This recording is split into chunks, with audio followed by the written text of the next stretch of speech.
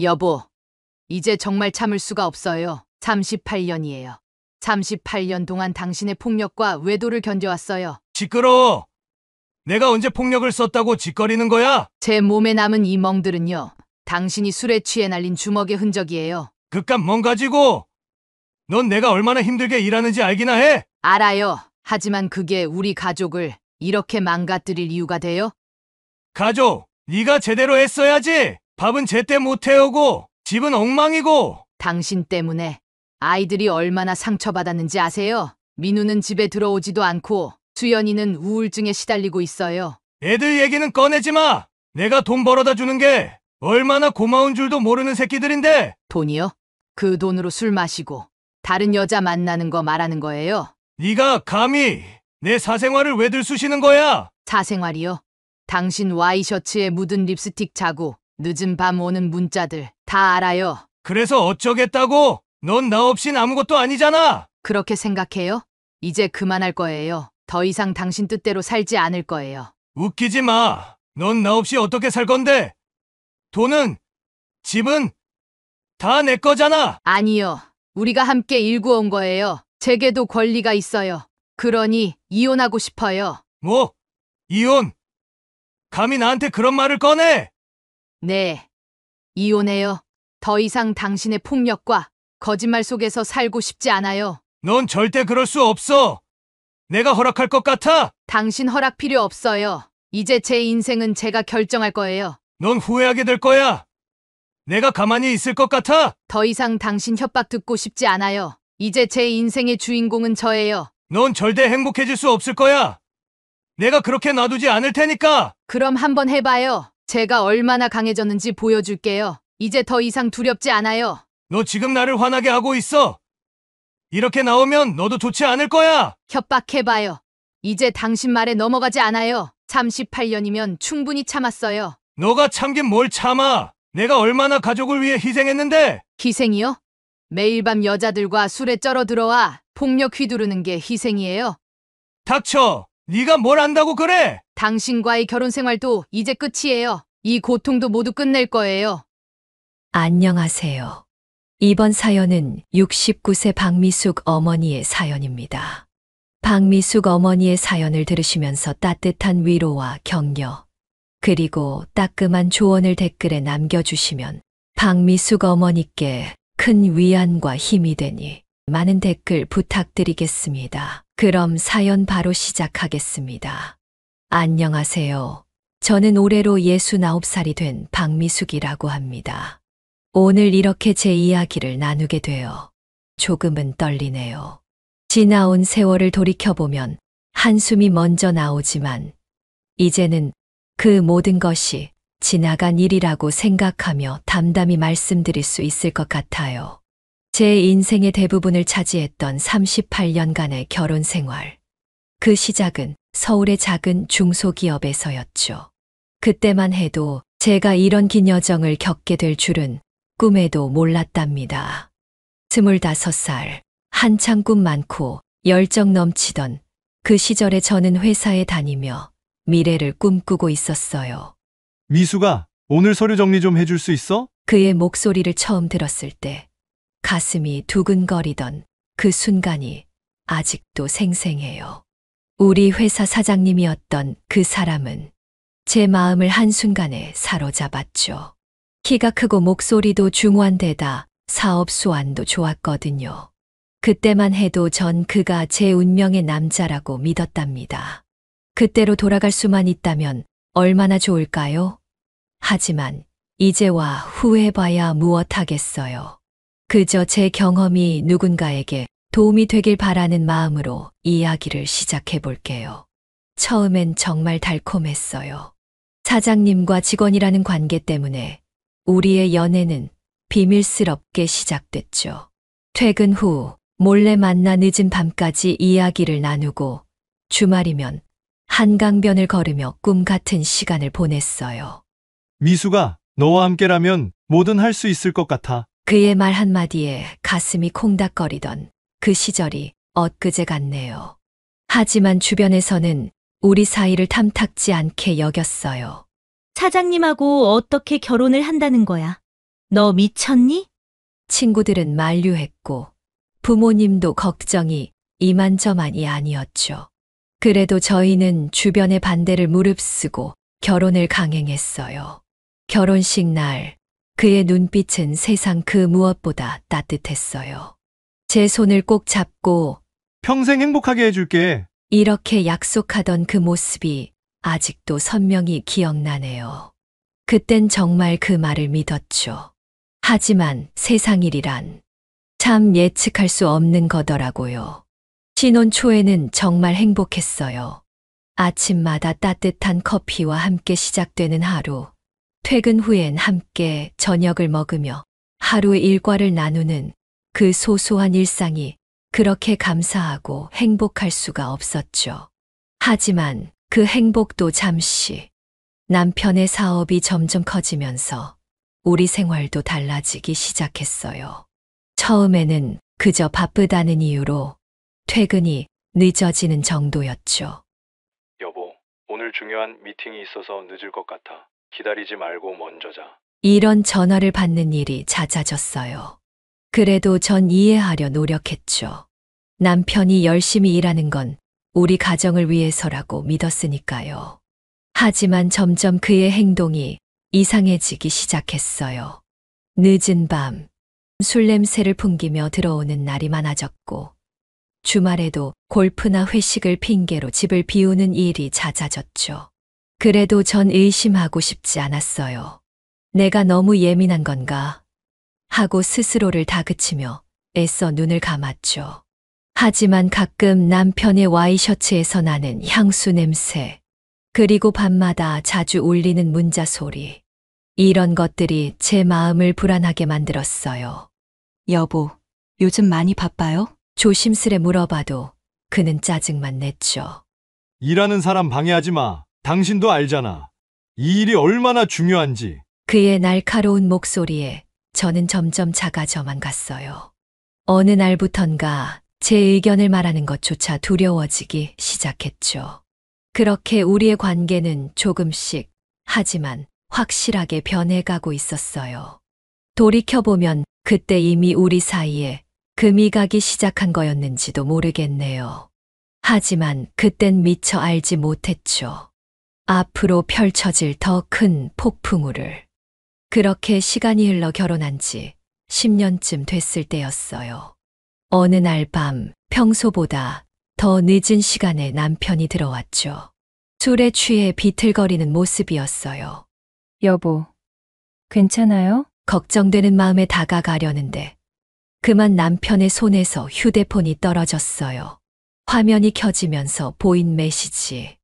오빠, 오늘 너무 좋았어요. 다음에 또 만나요. 순간 온몸에 찬물을 끼얹은 것 같았어요. 이게 무슨 뜻이에요? 떨리는 목소리로 물었죠. 그런데 남편의 반응은 시끄러워! 너가 할 필요 없어! 소리를 지르더니 갑자기 제 뺨을 때리는 거예요. 그 순간 저는 그저 얼어붙었어요. 믿을 수가 없었죠. 제가 그토록 사랑했던 제 남편이 저를 때렸다는 게. 여보, 갑자기 왜 이러는 거예요? 울먹이며 물었지만 돌아온 건 또다시 날아오는 손뿐이었어요. 그날 밤 저는 처음으로 남편의 폭력을 경험했어요. 얼굴에 멍이 들고 입술이 터졌지만 그것보다 더 아픈 건 제 마음이었죠. 다음 날 아침 남편은 마치 아무 일도 없었다는 듯이 행동했어요. 여보, 정말 미안해. 어제 술을 너무 많이 마셨나 봐. 다시는 이런 일 없을 거야. 사과하는 남편의 모습에 저는 또다시 눈물이 났어요. 그래, 실수였을 거야. 우리 부부 사이에 이런 일이 다시 있을 리 없어. 이렇게 스스로를 위로하며 남편을 용서했죠. 하지만 그건 길고 긴 악몽의 시작일 뿐이었어요. 그 후로 남편의 폭력은 점점 더 심해졌고 빈도도 잦아졌어요. 처음엔 술에 취했을 때만 그랬는데 나중엔 사소한 일에도 화를 내며 손찌검을 하곤 했죠. 집에만 있으면서 제대로 하는 게 없어! 이런 말과 함께 발길질과 주먹이 날아오는 게 일상이 되어갔어요. 그래도 전 참았어요. 내가 더 노력하면 달라질 거야. 그렇게 믿으며 버텼죠.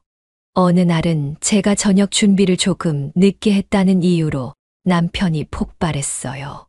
넌 집에서 도대체 뭘 하는 거야? 내가 밖에서 얼마나 힘들게 일하는데? 소리를 지르며 식탁을 엎었죠. 접시가 깨지는 소리에 놀라 어린 아들이 울음을 터뜨렸어요. 그 모습을 보는 제 마음은 찢어질 것 같았죠. 아이 앞에서는 이러면 안 돼. 하고 생각했지만 남편을 말릴 용기조차 나지 않았어요. 그렇게 또 10년, 20년. 세월이 흘렀어요. 매일매일이 지옥 같았죠. 남편의 폭력은 점점 더 잔인해졌고 저는 점점 더 움츠러들었어요.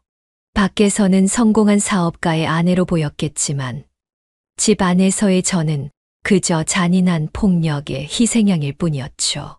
엄마, 우리 도망가자. 커가는 아이들이 저에게 속삭이곤 했어요. 하지만 저는 그럴 수 없었어요.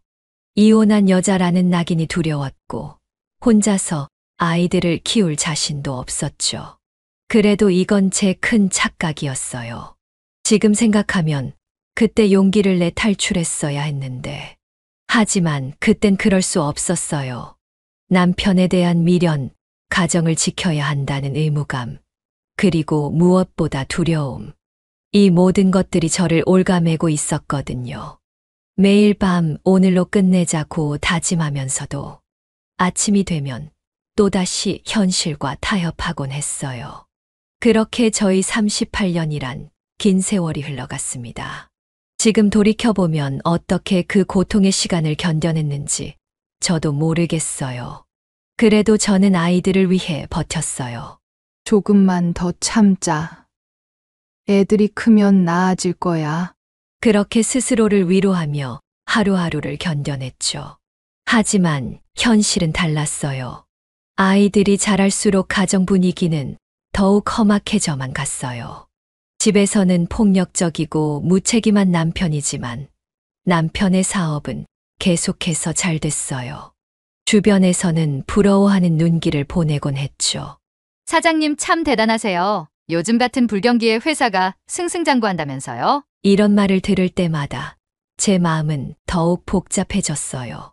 겉으로는 웃으며 고개를 끄덕이지만 속으로는 당신들이 알고 있는 건 절반의 진실일 뿐이에요. 라고 외치고 싶었죠. 사업이 잘 될수록 남편의 폭력은 더 심해졌어요.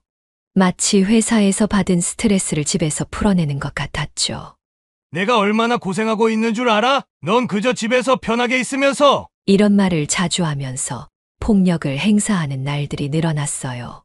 사업 성공이 우리 가정의 행복으로 이어질 거라고 믿었던 제 기대는 산산조각 났죠. 어느 날 밤 술에 취해 들어온 남편이 또다시 행패를 부리기 시작했어요. 그때 딸이 나서더라고요. 아빠, 그만해! 엄마한테 도대체 왜 그래? 순간 남편의 손이 딸아이를 향해 날아갔어요. 그 순간 제 가슴 속에서 뭔가가 끓어오르는 느낌이 들었어요. 이대로는 안 돼. 내 아이들까지 망치게 할 순 없어. 그날 밤 저는 처음으로 진지하게 이혼을 고민했어요. 하지만 막상 현실적인 문제들을 생각하니 머리가 복잡해졌죠. 이혼하면 어떻게 살지? 아이들은 어떻게 되는 거지? 온갖 생각이 제 머릿속을 헤집고 다녔어요. 결국 그날도 저는 아무것도 하지 못했어요. 그저 베개에 얼굴을 묻고 소리 없이 울었죠. 남편의 폭력은 계속해서 더 심해졌고 세월이 흐르면서 더욱 예측할 수 없게 변해갔어요. 어느 날 저녁 남편이 평소보다 일찍 퇴근을 했어요. 얼굴이 어둡더라고요. 여보, 무슨 일 있어요? 조심스레 물었죠. 그런데 갑자기 남편이 폭발했어요. 시끄러워. 아무것도 모르는 게 소리를 지르며 거실 탁자를 엎었어요. 알고 보니 회사에서 큰 계약을 놓쳤다고 하더라고요. 여보, 그래도 다음에 기회가 있을 거예요. 조금만 힘내요. 위로의 말을 건넸는데 그게 오히려 화를 돋웠나 봐요. 남편은 제 팔을 거칠게 잡아 끌며 소리쳤어요. 너가 뭘 안다고 그래? 내가 밖에서 얼마나 치열한지 알아? 손목이 비틀리는 아픔에 저도 모르게 비명을 질렀죠. 그런가 하면 다음 날은 마치 아무 일도 없었다는 듯 다정한 모습을 보이기도 했어요. 여보, 어제는 내가 좀 심했지? 미안해. 다신 안 그럴게. 꽃다발을 들고 와서 사과하는 남편의 모습에 저는 또다시 희망을 품었죠. 하지만 그건 잠시일 뿐이었어요. 폭력의 이유는 점점 더 사소해졌어요. 한 번은 제가 남편 와이셔츠의 단추를 잘못 채워 다렸다는 이유로 화를 냈어요. 넌 이것도 제대로 못해? 다라는 게 도대체 뭐야? 그러더니 그 와이셔츠를 찢어버리고 제 얼굴에 던졌죠. 순간 와이셔츠의 단추가 제 눈가를 스쳐 상처가 났어요. 놀란 얼굴로 남편이 저를 병원에 데려갔어요. 여보, 정말 미안해. 내가 잘못했어. 용서해줘. 눈물을 흘리며 사과하는 남편을 보며 저는 또다시 마음이 약해졌죠. 하지만 병원에서도 실수로 문에 부딪혔어요. 라고 거짓말을 해야 했어요.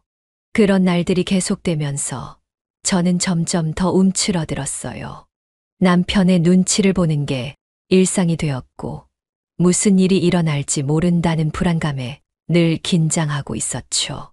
때로는 제가 요리한 음식에 간이 맞지 않는다는 이유로, 또 다른 날은 제가 친구와 통화하는 시간이 길었다는 이유로 폭력이 이어졌어요. 폭력과 사과, 그리고 또다시 폭력으로 이어지는 끝이 없는 순환 속에서 저는 점점 지쳐갔습니다. 하지만 그 속에서도 저는 희망의 끈을 놓지 않으려 했어요.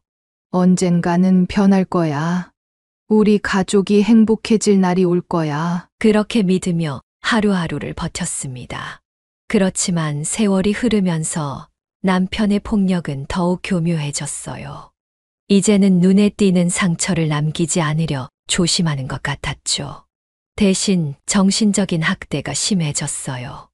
넌 아무것도 못해. 내가 없으면 넌 길거리에 나앉을 거야. 이런 말들을 매일같이 들으니 정말 제가 아무것도 못하는 사람 같았어요. 자존감이 바닥을 쳤죠. 어느 날 오랜만에 고향 친구를 만나고 왔어요. 그날따라 기분이 좋아서 화장도 조금 하고 예쁜 옷도 입고 나갔었죠. 돌아왔을 때 남편의 표정이 심상치 않더라고요. 너 어디 갔다 왔어? 누구 만나고 온 거야? 의심 가득한 눈으로 저를 보며 추궁하는 거예요. 여보, 그냥 고향 친구 만나고 왔다니까요. 제 말이 끝나기도 전에 남편의 손이 제 뺨을 때렸어요. 거짓말 하지 마. 너 바람났지? 그렇게 꾸미고 나가더니. 남편의 고함 소리에 온 집안이 떠나갈 것 같았어요. 그날 밤, 저는 옷장 안에 숨어 밤을 새워야 했어요. 남편의 의심은 날이 갈수록 심해졌고, 저는 점점 더 자유를 잃어갔죠. 아이들도 이런 상황을 다 알고 있었어요. 아들은 대학에 가면서 집을 나갔고, 거의 연락도 하지 않았죠. 딸은 집에 있긴 했지만, 늘 불안해하고 우울해했어요. 엄마, 우리 진짜 이사 가면 안 돼? 딸이 물을 때마다 저는 대답을 피했어요. 어떻게 대답해야 할지 몰랐으니까요. 그러던 어느 날 남편이 또 술에 취해 들어왔어요. 평소보다 더 많이 마신 것 같았죠. 여보, 괜찮아요? 걱정되는 마음에 다가가려는데 갑자기 남편이 제 머리채를 잡고서는 내가 왜? 너 같은 거랑 결혼을 했을까? 남편의 눈빛이 너무나 무서웠어요. 그날 밤 저는 처음으로 도망갈 생각을 했어요. 하지만 어디로 가야 할지, 어떻게 살아야 할지 막막했죠.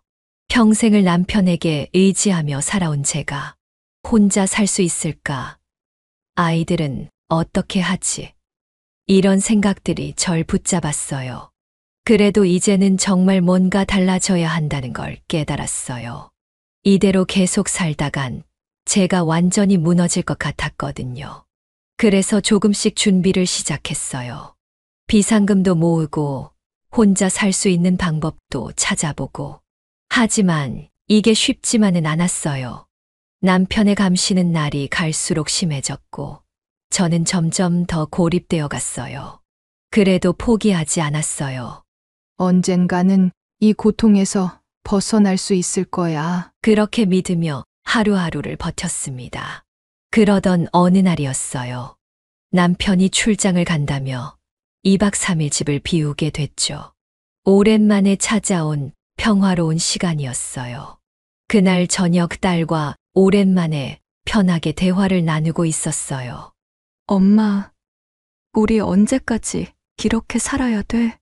너무 힘들어. 주연이의 눈에 눈물이 고이는 걸 보며 저도 마음이 아팠어요.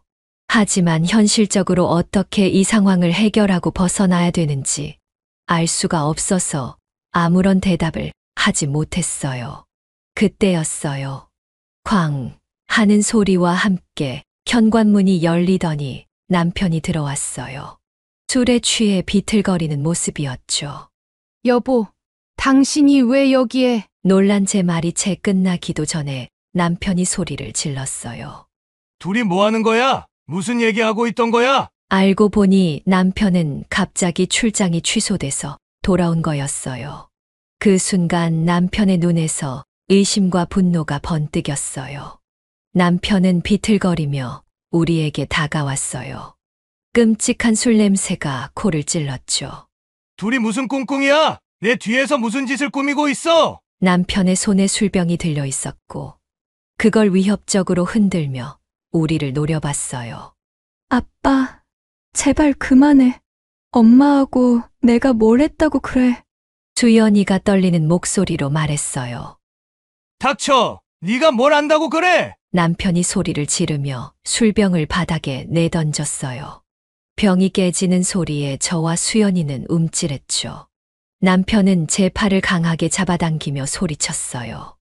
넌 내 거야! 알겠어? 넌 영원히 이 집에서 벗어날 수 없어! 남편의 소나귀에서 팔이 아팠지만 저는 참았어요. 주연이가 겁에 질린 채 우리를 바라보고 있었거든요. 여보, 제발 진정해요. 우리 얘기 좀 해요. 떨리는 목소리로 말했지만 남편의 분노는 가라앉지 않았어요. 얘기! 무슨 얘기? 나한테서 도망가려고 하는 거 아니야! 넌 절대 이 집에서 나갈 수 없어! 남편의 고함 소리에 온 집안이 떠나갈 것 같았어요. 주연이는 겁에 질려 구석으로 물러섰고 저는 그저 남편의 분노가 가라앉기를 기다릴 수밖에 없었어요. 그날 밤 우리는 또다시 폭력의 공포 속에서 밤을 지새워야 했어요. 남편의 감시는 더욱 심해졌고 우리의 자유는 더욱 제한됐죠. 다음 날 아침 남편은 마치 아무 일도 없었다는 듯이 출근을 했죠. 하지만 그의 눈빛은 여전히 차갑고 위협적이었어요. 남편이 나가고 나서 저는 온몸의 피로와 스트레스를 느꼈어요. 어젯밤의 일로 머리가 지끈거리고 어지러웠죠. 하지만 저는 딸이 걱정할까봐 아픔을 참았어요. 그런데 시간이 지날수록 상태가 나빠졌어요. 갑자기 심한 두통이 찾아왔고 시야가 흐려지기 시작했죠. 주연이가 걱정스러운 눈으로 저를 바라봤어요. 엄마, 괜찮아? 얼굴이 너무 창백해. 저는 괜찮다고 하려 했지만 말을 꺼내기도 전에 그만 쓰러지고 말았어요. 주연이의 놀란 비명 소리가 희미하게 들리더니 곧 의식을 잃었죠. 정신을 차렸을 때는 이미 병원 침대 위였어요. 의사 선생님 말씀으로는 제가 뇌출혈로 쓰러졌다고 하더라고요. 다행히 빨리 병원에 온 덕분에 큰 수술 없이 응급처치로 위기를 넘겼지만 당분간 입원해서 치료를 받아야 한다고 했어요. 병실에 누워 있는데 수연이의 울먹이는 목소리가 들렸어요. 엄마, 괜찮아? 엄마 죽는 줄 알고 나 너무 무서웠어. 그 소리를 들으며 저는 생각했어요. 이제 정말 변해야 해. 이대로는 안 돼. 며칠 후 병실에는 딸과 급히 달려온 아들이 와 있었어요. 민우는 제 소식을 듣고 직장에 휴가를 내고 왔다고 하더라고요. 엄마, 이제 그 집에서 제발 나와. 작은 집 전세라도 구해서 우리 셋이 살자. 그때 병실 문이 열리며 남편이 들어왔어요. 여보, 미안해. 내가 잘못했어. 이제 정말 안 그럴게. 하지만 남편의 눈빛은 여전히 차갑고 위협적이었어요. 아이들은 남편을 보자 표정이 굳었어요. 아들은 남편의 앞을 가로막으며 말했죠. 아빠, 이제 그만하세요. 엄마가 이렇게 된 게 아빠 때문이라는 거 알고 계시죠? 남편의 표정이 순간 일그러졌어요. 네가 뭘 안다고 그래? 이건 아빠하고 엄마 둘의 일이야. 그 순간 저는 결심했어요. 제 목소리가 떨렸지만 용기 내어 단호하게 말했어요. 여보, 이제 그만해요. 우리 이혼해요. 병실 안의 공기가 얼어붙는 것 같았어요. 남편의 눈에서 분노가 번뜩였지만 이번엔 제가 물러서지 않았어요. 38년 동안의 고통, 그리고 제 아이들의 아픔. 이 모든 것들이 제게 용기를 줬죠. 그렇게 힘들고 지옥 같던 저희 38년의 결혼 생활을 드디어 병실에서 막을 내릴 결정을 했어요. 앞으로 어떤 일들이 기다리고 있을지 모르겠지만 두렵지 않았어요. 제 옆에는 든든한 우리 아이들이 있었으니까요. 병원에서 퇴원하고 얼마 지나지 않아 저는 이혼 소송을 제기했어요. 그동안의 결혼 생활 동안 참아왔던 모든 것들을 법정에서 밝히기로 한 거죠. 처음엔 너무나 두려웠어요. 하지만 아들과 딸이 곁에서 힘이 되어 주었죠. 엄마, 걱정 마. 우리가 다 증언할게. 민우가 제 손을 꼭 잡아주었어요. 첫 재판 날 법정에서 남편을 마주했을 때 제 심장이 요동쳤어요. 하지만 이번엔 달랐어요. 더 이상 그에게 위협받지 않겠다고 다짐했거든요.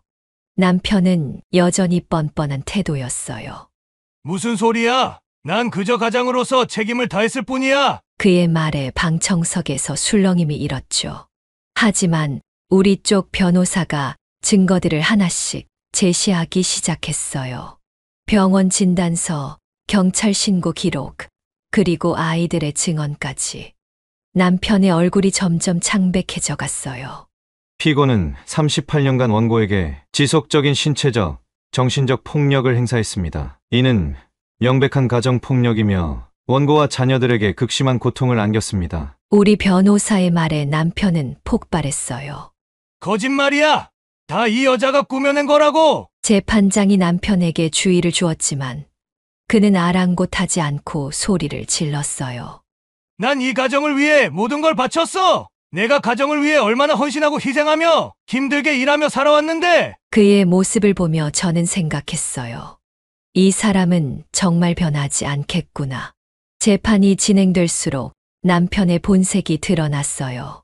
자신의 잘못을 인정하기는커녕 오히려 저를 비난하기 시작했죠. 너가 내 말을 안 들어서 그런 거잖아. 너가 나를 더 생각하고 가정에 더 충실했으면 이런 일이 없었을 거 아냐. 그의 말 한마디 한마디가 제게는 또 다른 폭력이었어요. 하지만 앞으로의 제 삶과 아이들을 위해서라도 주눅들지 않고 용기를 냈어요. 아들과 딸이 증인석에 섰을 때 남편의 얼굴이 일그러졌어요. 아이들이 그동안 겪었던 고통을 털어놓자 방청석에서는 탄식이 흘러나왔죠. 아버지는 우리에게 한 번도 사랑을 보여주신 적이 없어요. 오직 폭력과 공포뿐이었죠. 딸의 떨리는 목소리가 법정에 울려 퍼졌어요. 마지막 재판 날 판사님은 우리의 손을 들어주셨어요. 피고의 지속적인 가정폭력이 인정됩니다. 이에 원고의 이혼 청구를 받아들이며 위자료와 재산 분할을 명합니다. 그 순간 38년간의 긴 터널을 빠져나온 것 같았어요. 눈물이 멈추지 않았죠. 하지만 남편은 끝까지 비열한 모습이었어요. 내가 왜 위자료를 줘야 해? 이 집구석 망하게 만든 게 전현 때문인데. 법정을 나서는 남편의 모습을 보며 저는 생각했어요. 이제 정말 이 지옥에서 끝이구나. 그렇게 판결이 나고 나서 재산 분할 과정이 시작됐어요. 남편이 그동안 자기 명의로 모은 재산이 꽤 있었거든요. 아파트 2채, 제주도의 별장, 그리고 상당한 액수의 예금과 주식이 있었죠. 하지만 남편은 끝까지 발악했어요. 이건 다 내가 번 돈이야. 네가 뭘 했다고 이걸 가져가려고 해? 재판장 앞에서도 큰 소리로 떠들어대는 남편을 보며 저는 그저 고개를 저을 수밖에 없었어요. 우리 변호사가 차분하게 설명했죠. 혼인 기간 동안 형성된 재산은 부부의 공동재산입니다. 피고 혼자만의 노력으로 이뤄진 게 아니에요. 남편은 코웃음을 쳤어요. 무슨 소리야? 이 여자는 집에서 밥하고 청소나 했지. 무슨 돈이 있고 재산이 있다는 거야? 그 말에 제가 용기를 내어 말했어요. 당신이 밖에서 일할 동안 저는 집안일을 하고 아이들을 키웠어요. 그게 얼마나 힘든 일인지 당신은 모르겠지만 그것도 엄연한 노동이에요. 재판장님이 고개를 끄덕이셨어요. 원고 말씀이 맞습니다. 가사노동의 가치도 인정해야 합니다. 결국 재판부는 반성의 기미가 전혀 보이지 않는 남편의 태도와 결혼 기간 동안 제가 겪은 고통을 고려해 재산을 6대 4로 저에게 60%를 분할하라고 판결했어요. 남편은 마지막까지 불만을 토로했어요. 이게 말이 돼? 내가 평생을 일해서 모은 돈을 이렇게 가져간다고? 저 여자가 한 게 뭐가 있다고? 그때 민우가 나서서 말했어요. 그 돈의 절반은 엄마 몫이에요. 엄마가 지금까지 당신 때문에 얼마나 지옥 같은 삶을 살았는데. 남편은 민우를 노려보며 으르렁거렸지만 더 이상 할 말이 없어 보였어요. 재판이 모두 끝나고 법원을 나설 때 저는 묘한 기분이 들었어요. 결혼하고 나서 처음으로 제 인생의 주인공이 된 것 같았거든요. 주연이가 제 손을 꼭 잡았어요. 엄마, 이제 정말 새 출발하는 거야. 우리가 엄마 곁에서 힘이 되어 줄게.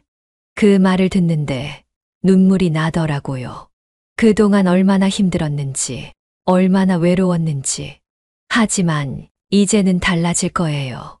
법원 앞 계단에 서서 하늘을 올려다봤어요. 맑고 푸른 하늘이 제 앞날처럼 느껴졌죠. 이제 정말 새로운 삶이 시작되는구나. 그렇게 저희 새로운 인생 이막이 시작되었죠. 이혼 소송이 끝나고 많은 시간이 흘렀죠. 그동안 정말 많은 것들이 변했어요.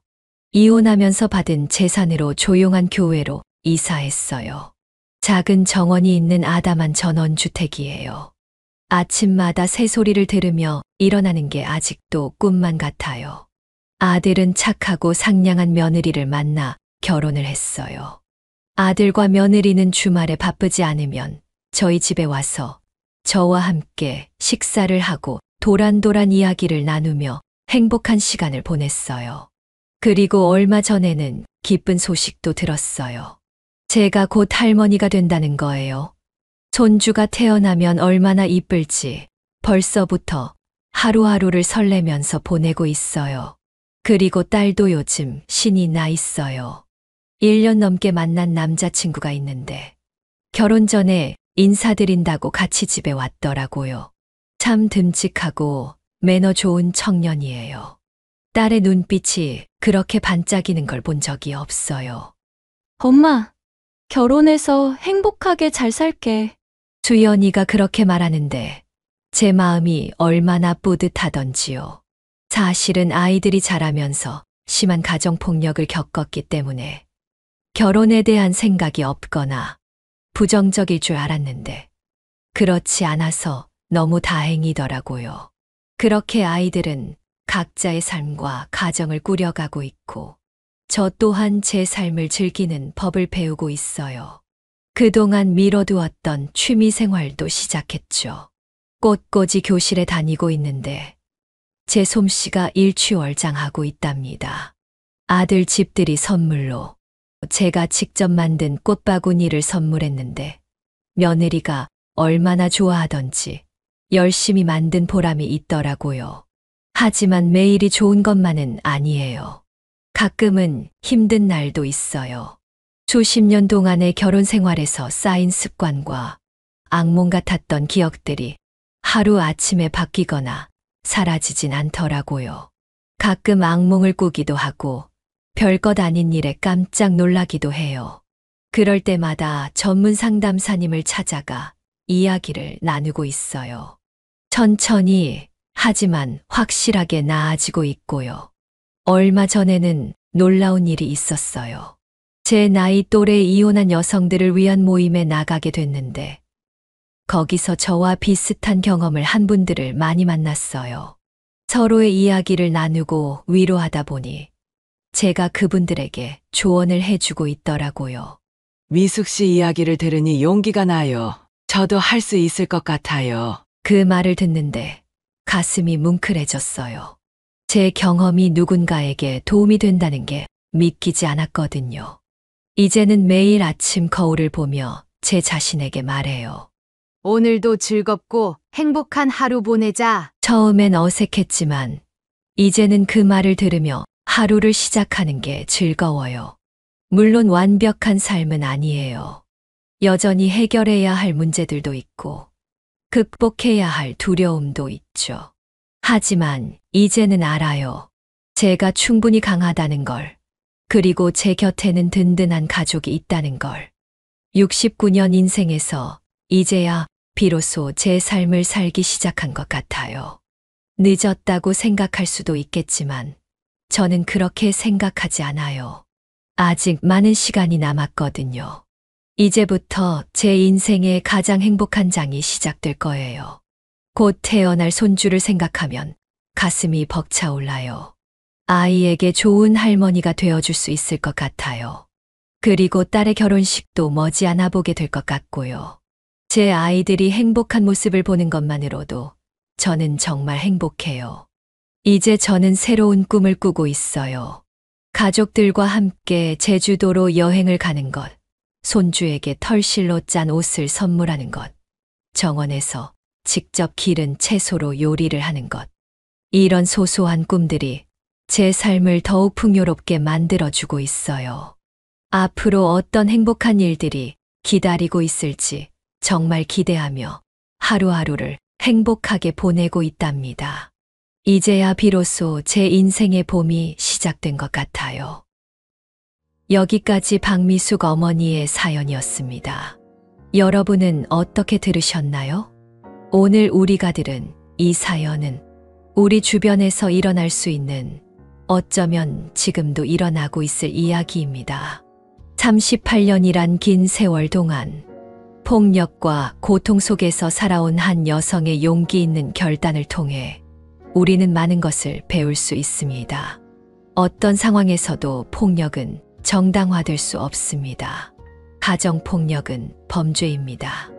여러분 주변에 도움이 필요한 분이 있다면 손을 내밀어 주세요. 작은 관심과 지지가 누군가의 인생을 바꿀 수 있습니다. 우리 모두가 서로를 존중하고 배려하는 세상을 만들어 갈 때 이런 아픈 사연들이 줄어들 것입니다. 여러분의 가정은 안녕하신가요? 오늘 하루 소중한 사람들에게 사랑한다는 말을 전해보는 건 어떨까요? 구독과 좋아요, 알림 설정하시면 올라오는 사연을 빠르게 받아보실 수 있습니다. 그럼 다음 사연으로 찾아뵙겠습니다. 고맙습니다.